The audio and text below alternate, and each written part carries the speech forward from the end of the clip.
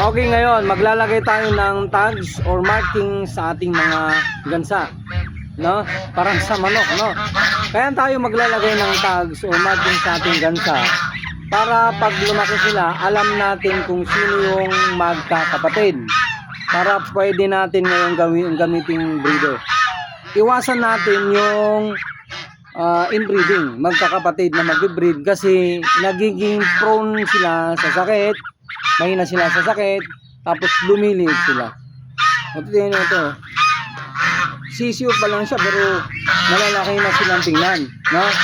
So dapat ma-maintain natin yung ganun para hindi lugi. Tsaka sayang naman pag maging sakitin yung alaga natin. So ngayon, lahat sila lalagyan natin ng tags para makikilala natin kung gagamitin natin